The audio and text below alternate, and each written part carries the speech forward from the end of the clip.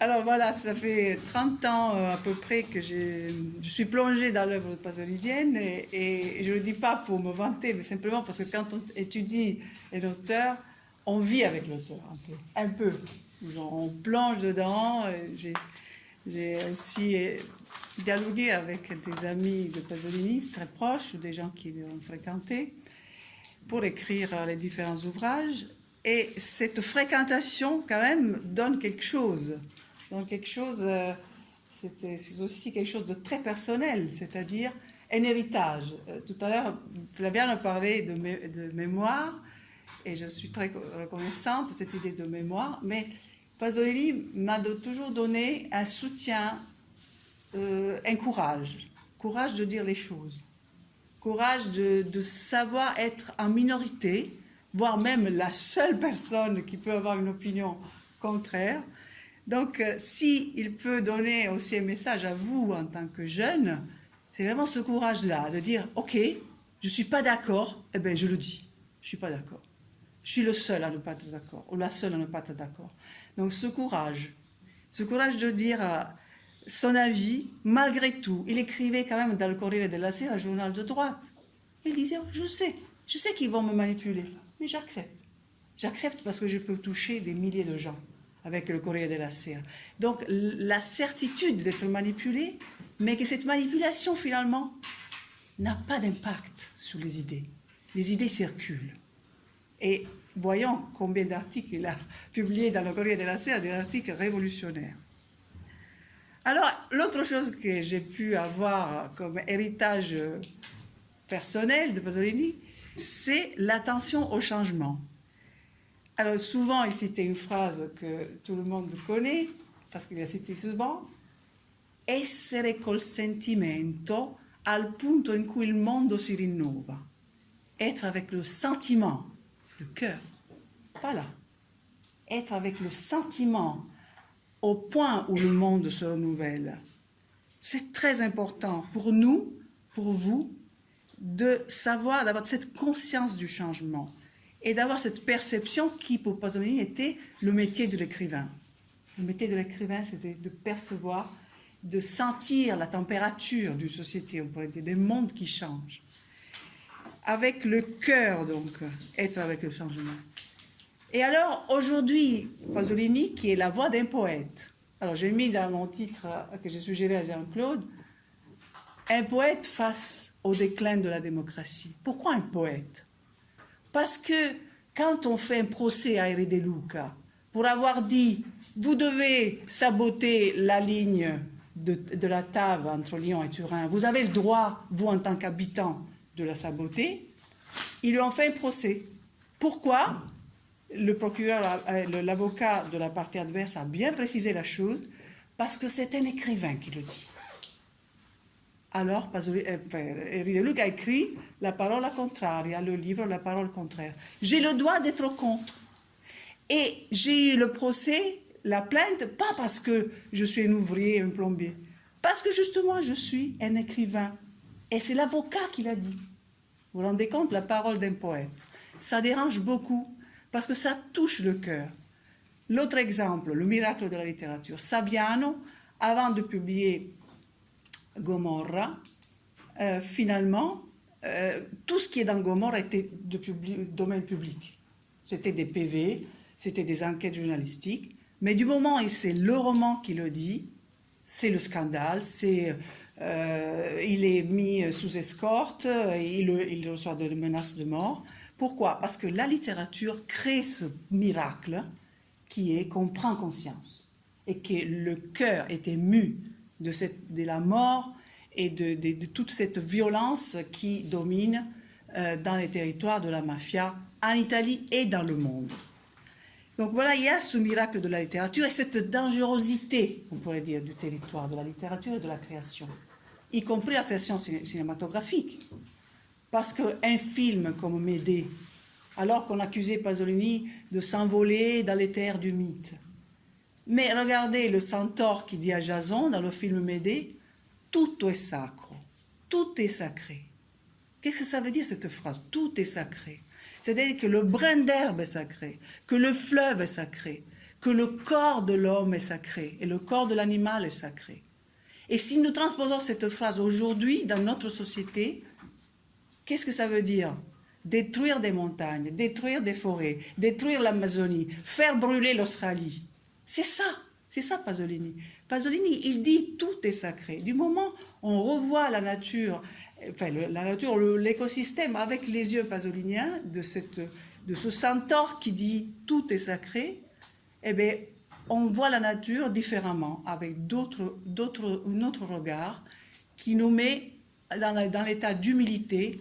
Et on sait combien Pasolini avait ce regard d'humilité. Toi qui l'as côtoyé, tu savais cette posture humble à chaque personne qui lui parlait, que ce soit un simple ouvrier, un maçon, un simple étudiant, il était comme face à son père et sa mère. Il était humble. Parce que l'humilité est l'attitude des véritables poètes et des véritables écrivains. Donc Médée nous ramène à cette vision pasolinienne où le sens du sacré, de l'émerveillement du monde, fonde aussi notre vision actuelle, qui est la seule possible face au changement climatique. Alors, changement de récit.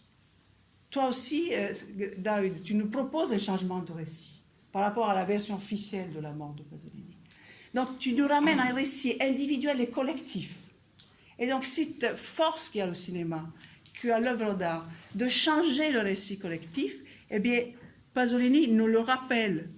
Il est indispensable aujourd'hui de changer ce récit collectif. Le récit collectif officiel, c'est la compétition. Ici, il y a des professeurs des écoles que je salue, parce que c'est des héros de notre temps, c'est vrai. Eh bien, vous allez dire aux enfants un autre récit collectif. Plus de compétitivité à l'école. C'est pour ça qu'il dénonçait l'école. Mais entraide.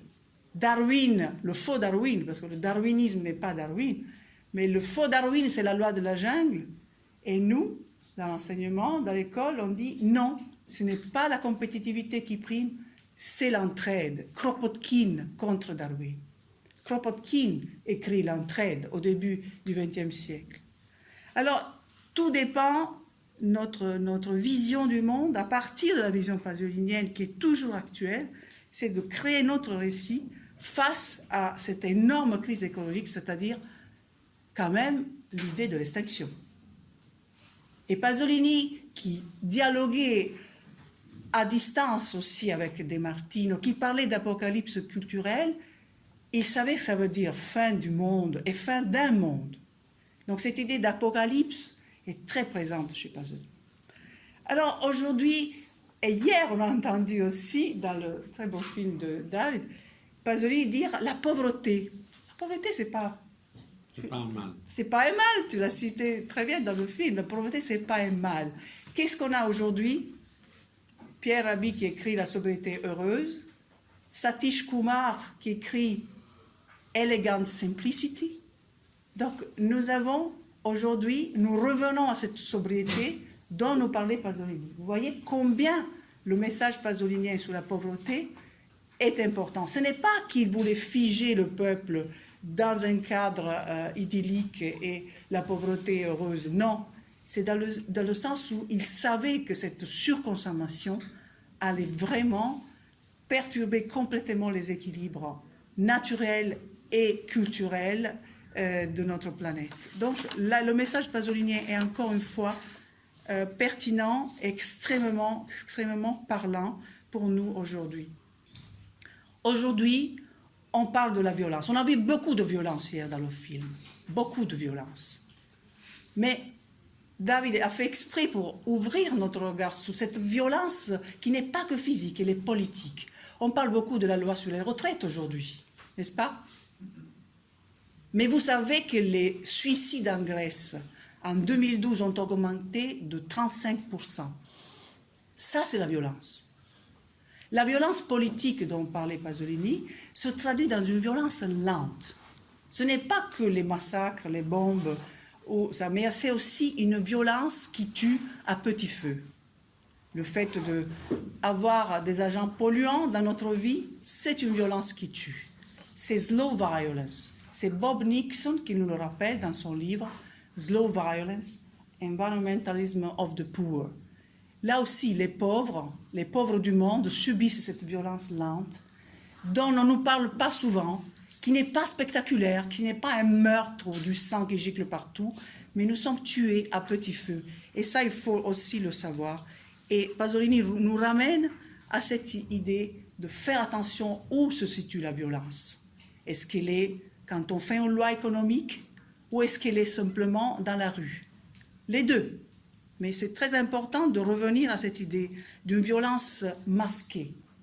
Et après, il faut dire aussi que se nourrir de violence, ce n'est pas non plus très bénéfique.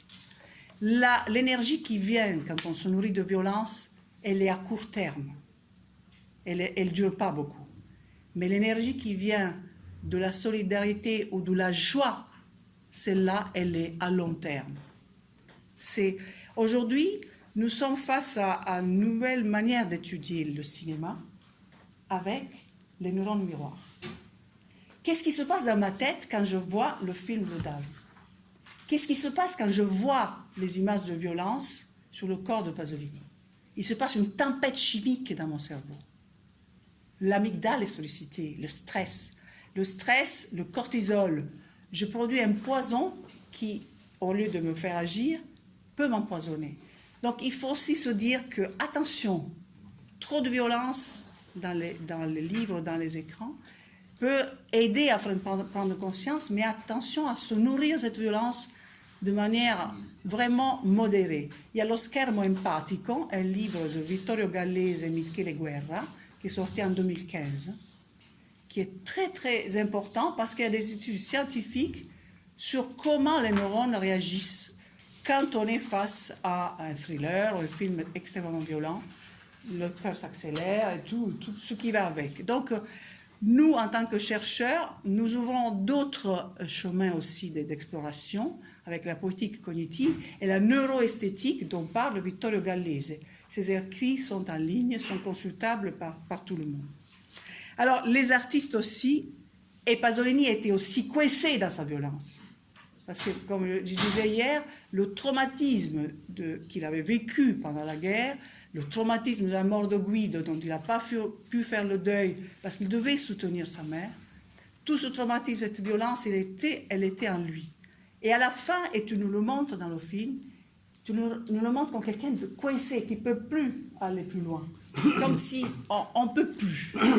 Les projets de films qu'il avait après Salò, ça aussi, c'était une apocalypse de violence aussi. Donc, attention à cette attitude de surenchère de la violence, parce que on dit dans un récit indien que peut-être Pasolini connaissait, parce qu'il était allé en Inde et il connaissait très bien la philosophie indienne. Il dit attention comment tu attrapes un serpent. Parce que si tu attrapes le serpent du mauvais côté, il peut te tuer. C'est la même chose avec des concepts ou des œuvres d'art ou des films. Quand la violence arrive au bout de la violence extrême, la violence aussi peut te tuer. C'est comme une violence qui s'alimente elle-même. Combien de vous jouent à Fortnite? Hein? Levez les mains. Personne. Fortnite, c'est très répandu. Moi, je ne suis pas là pour... Je ne suis pas là pour juger qui que ce soit. Mais simplement, je dis aux adultes et aux jeunes qui utilisent Fortnite, regardez ce qui se passe là et là. Quand mes neurones sont sollicités par le fait de tuer ou d'être tué, ou de faire des murs qu'il peut traverser, qu'on ne peut pas traverser. Enfin, imaginez la tempête qui se passe en nous. Et comment, avant et après Fortnite, notre cerveau a bougé. Faites un scanner avant et après, vous voyez, la conformation du cerveau a déjà changé. Tout change en permanence. Alors oui, il faut notre époque contemporaine, tu as fait référence à l'époque du numérique. Le numérique est un outil extraordinaire pour partager les idées, pour partager le savoir, pour se rencontrer et pour créer. Il y a eu une écriture filmique différente dans ton film. J'ai vu que cet usage du numérique de manière picturale, je dirais, Oui. très créative, eh bien, à travers le numérique, on peut faire des choses extraordinaires. On peut permettre à des personnes qui n'ont pas accès au savoir et aux œuvres de partager. Et en même temps, qu'est-ce qui se passe à nous quand nous utilisons le numérique qui peut nourrir notre violence? Donc, juste, je demande une observation. Et Pasolini, en même temps, avec cette idée d'être proche du corps. Flaviano l'a rappelé, Pasolini était fan de sport, de calcio, de football. Effectivement, il y avait les équipes du film Novecento, le film Salò qui jouaient au foot, donc c'était très sportif, parce que Pasolini était dans le corps. Il était à 100% dans ce corps auquel aussi il faut revenir quand on est un peu trop dans le numérique. C'est important de revenir à cet état du corps. Et en même temps, dans ce corps et dans le jeu, qui est aussi le jeu du film, du jeu cinématographique, il a découvert la joie. Quand il a tourné Decameron à Naples, dans la région de Naples, il dit, mais j'étais heureux de jouer, de voir cette masse, ce peuple napolitain qui est vraiment, que personne ne pourra changer parce que c'est un peuple totalement particulier anthropologiquement, mais il était heureux d'être dans la joie. Alors pourquoi je dis la violence et la joie? Parce que dans l'entretien avec Fieschi, Pasolini en 66, il dit « Tout ce que j'ai fait, je l'ai fait à partir de la joie. Abjoy ». Il utilise abjoy, qui, nous sommes en terre provençale, enfin dans le provençal finalement, dans le provençal, donc c'est dans la joie. Les poètes, dans la poésie provençale, on utilise cette expression pour dire le rossignol, il chante dans la joie. Et il dit, Pasolini, tout ce que j'ai fait comme création jusqu'à présent est fait à partir de cette joie, cette extase du poète provençal face au monde. Donc on revient à l'idée du sacré, à l'émerveillement. Et on revient à cette idée de joie pure. Et il a déclaré aussi, mon histoire, ma créativité, ma création sur tous les plans, il disait Pasolini, è una strada d'amore. Donc il y a cette idée d'amour pour la réalité, pour l'autre. Et c'est une strada d'amore qui veut finalement transformer cette violence. Pasolini faisait tout un chemin aussi pour se rapprocher de ce sacré historique, et là aussi, le présent pasolinien, il allait jusqu'à l'état de nature, l'état de barbarie qu'il nous montre dans Porcile, par exemple, et il était projeté vers l'avenir parce qu'il avait des visions d'avenir, et c'était très belle la scène où il voit les gens avec le portable. Donc, il avait ces visions foudroyantes d'avenir, et Jean-Claude d'ailleurs le souligne aussi, quand il a cette vision des peuples d'Afrique qui débarquent sur les côtes de Calabre. Voilà. Ou bien, très beau parce que... Voilà. Et alors, j'ai beaucoup aimé ce que David démontre dans le film, l'écrivain qui travaille son manuscrit. Alors ça, pour nous, philologues, c'est vraiment le top. Mais quand il efface la massacre à la Stazione Termini, il efface et il met Bologne. On a demandé à Fortini, vous qui connaissez Pasolini, comment se fait-il qu'il a mis la massacre à la station de Bologne? Il avait des visions. Fortini dit, quand même, il fréquentait des milieux proches des néofascistes, donc il aurait pu peut-être avoir une information. C'est simple. Oui. Je peux t'interrompre. C'est tout à fait simple. Oui. Quand il y a eu l'attentat l'Italicus au train Italicus, le but de l'attentat était celui de faire exploser le train à la gare de Bologne, parce que Bologne est la ville des communistes en Italie.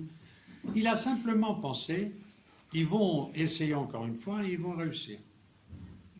À mon avis, il n'y a aucun complot là derrière.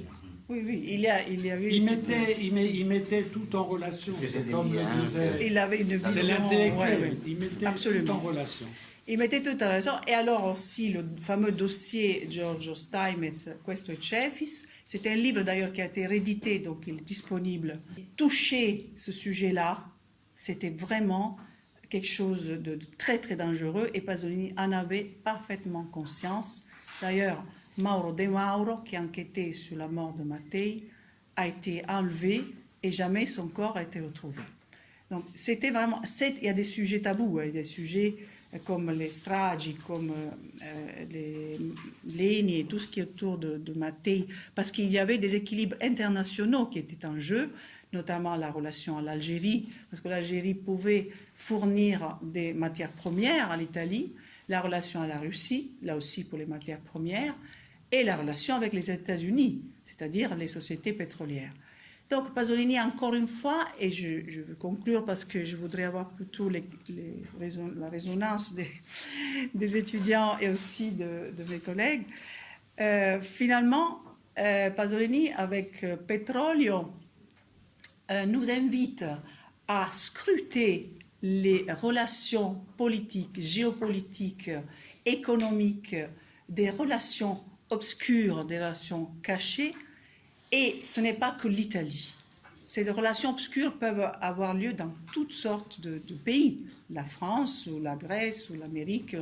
Il y a comme un côté obscur de la politique qui nous invite à scruter et à faire cette enquête et à ne pas accepter de vérité officielle.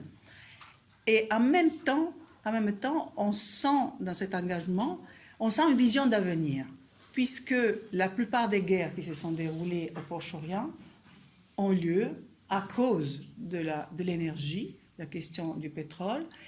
Mais le pétrole aussi est là comme un élément important de notre crise écologique, parce qu'on essaie de réduire les émissions du gaz à effet de serre.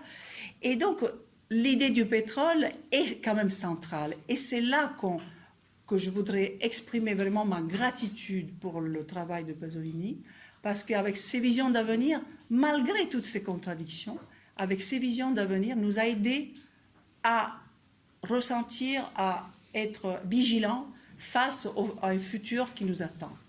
Donc, ayons, on pourrait dire, cette humilité pasolinienne et en même temps ce courage d'avoir cette vision d'avenir. Voilà, merci pour votre attention.